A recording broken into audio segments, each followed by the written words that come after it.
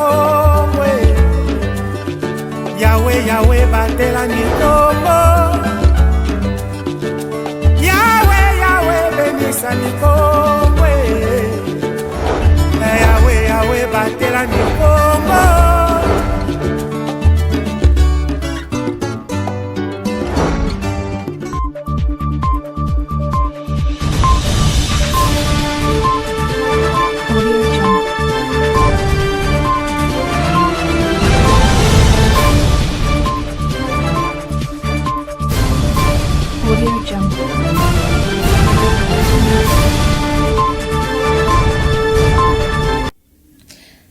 C'est un honneur d'être chez vous. Mesdames et messieurs, merci de nous choisir pour vous informer. Soyez le bienvenu dans ce journal. Présence des gisements miniers au Congo central. Le gouverneur Grace Nkwanga Maswangi Bilolo a eu une séance de travail le mardi 20 mai 2025 avec la délégation de service national géologique du Congo pour s'imprégner de missions et rôles stratégiques de cette structure dans l'identification de nouveaux sites miniers dans la province du Congo central. C'est un reportage de la cellule de communication du gouvernorat rendu par Regelingesa. Le gouverneur de province, Grace Nkwanga Maswangi Bilolo, a eu une séance de travail avec la délégation du service géologique national du Congo, dont à la tête la présidente du conseil d'administration, Keti Panou, et le directeur général, Paul Ouazenga, le mardi 20 mai 2025, quelques temps après la découverte des gisements miniers dans la province du Congo central. L'objectif était de présenter les missions de ces services et son rôle stratégique dans l'identification de ces sites miniers. L'Excellence a voulu approcher le service géologique pour que nous puissions venir discuter de la faisabilité d'une collaboration entre la province du Congo central et le service géologique. Et dans le souci de pouvoir améliorer cette connaissance, le gouvernement provincial a voulu s'approcher du service habilité, qui est le service géologique, qui est un service du ministère de Mines, pour pouvoir collaborer ensemble dans cette recherche-là.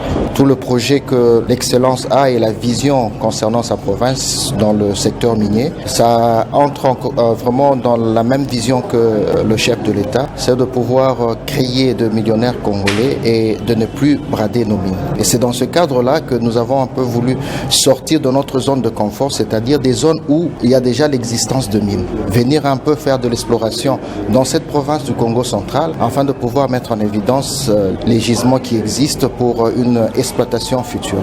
Présent lors de cette séance, le ministre provincial en charge de mines, Edouard Samba, revient sur l'exigence du gouverneur qui voudrait à ce qu'une étude minutieuse soit menée en amont avant l'exécution de toute forme d'exploitation de mines au Congo central. Il n'y a pas de mines sans géologie. Il faut faire les choses bien, corriger les erreurs du passé. Peut-être qu'il y a eu des choses que nous déplorons qui se font gauche-droite dans d'autres provinces où on exploite le minerai et nous ne voulons pas qu'au Congo central qu'on puisse dupliquer les mêmes erreurs. Et donc la précision avec la recherche du service des géologies qui est un service technique du ministère des Mines s'avère donc indispensable pour ce moment ici où le Congo central veut vouloir donner de l'éclosion minière dans notre province. Mais aussi souligner le cadre de collaboration qui naît désormais entre ces services nationaux et la province du Congo central. Ces nouveaux gisements miniers qui s'inscrivent dans les priorités géologiques du Congo central seront bénéfiques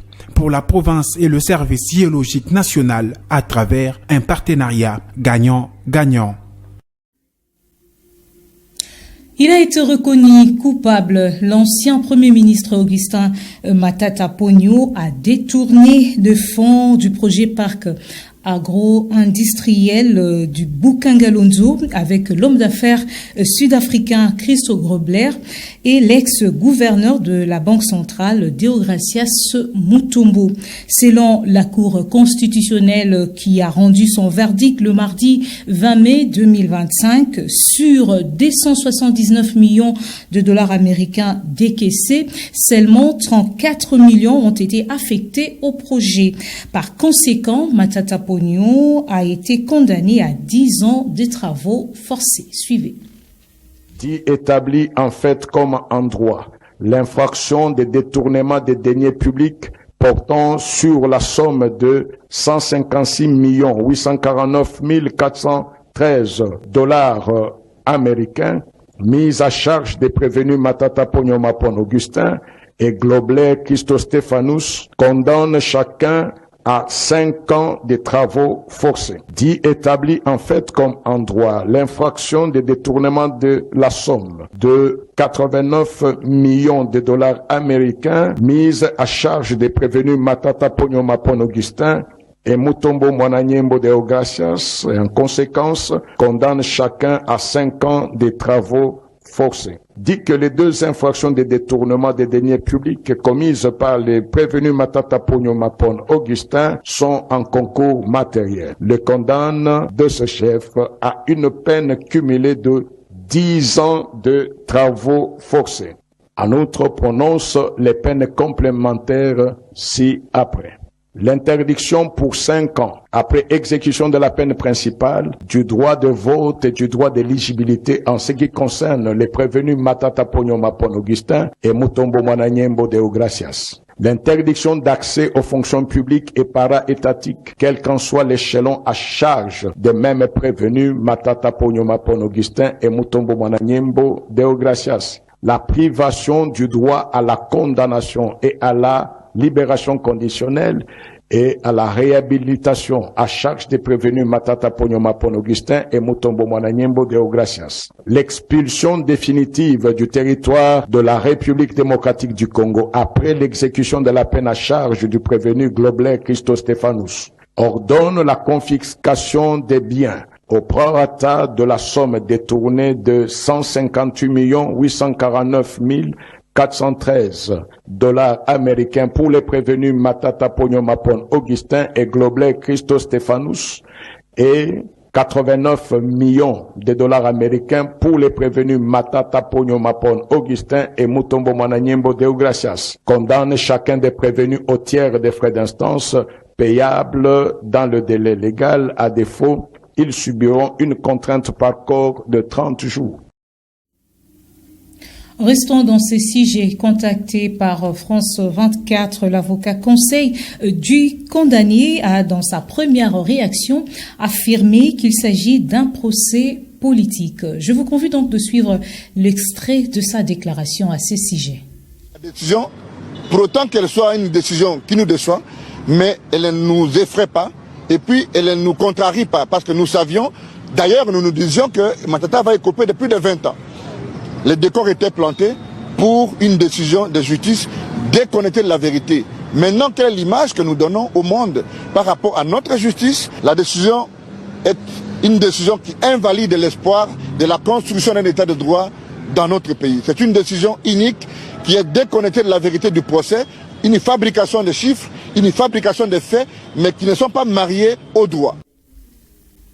Et enfin, pour clore ces dossiers relatifs au procès Bukanga Lonzo à Matadi, quelques acteurs politiques se sont exprimés. Le premier vice-président fédéral du parti Alliance pour le changement Congo Central 1, Léonard Senga, a rejoint la partie défense. Selon lui, ces procès est purement politique.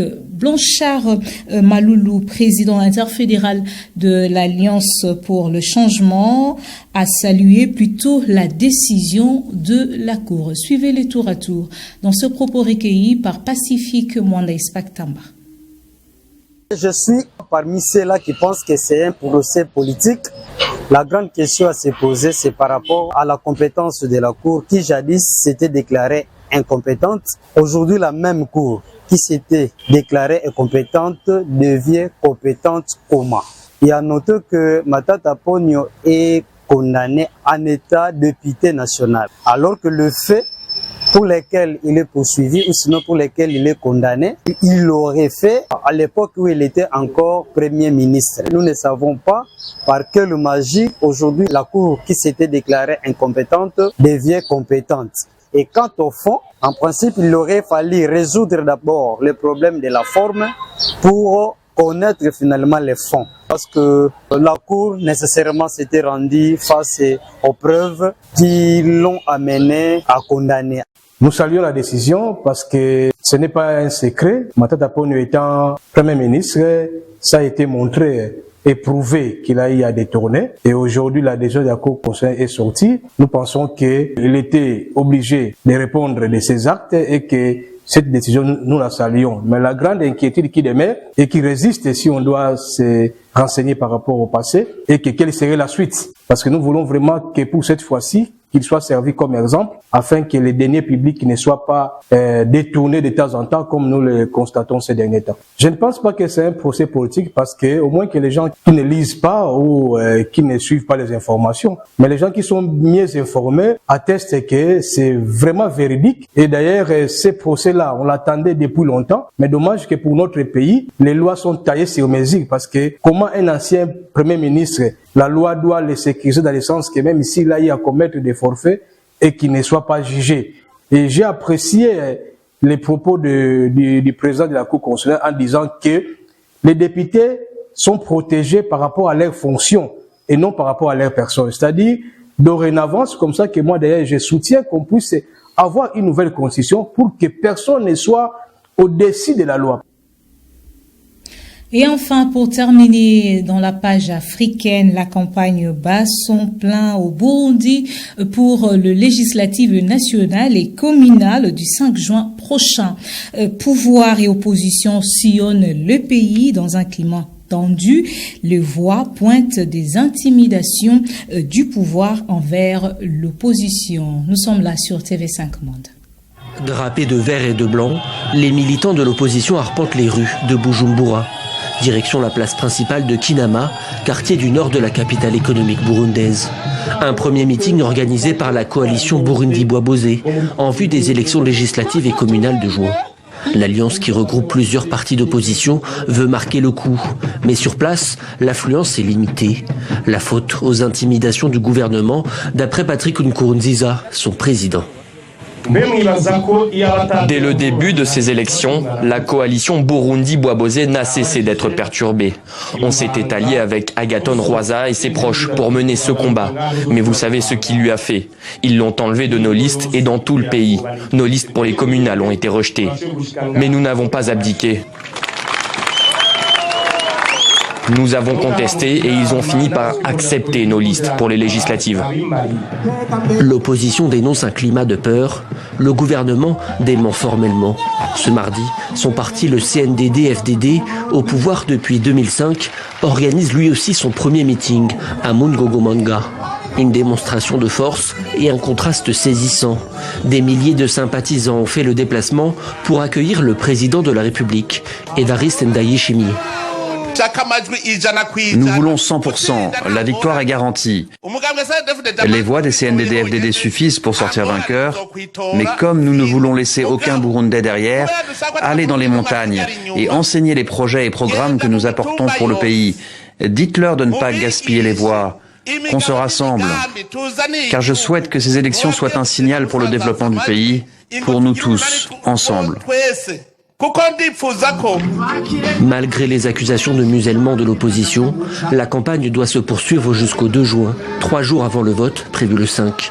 Les électeurs devront élire 100 membres pour les représenter à l'Assemblée nationale, une institution pour le moment majoritairement aux mains du pouvoir.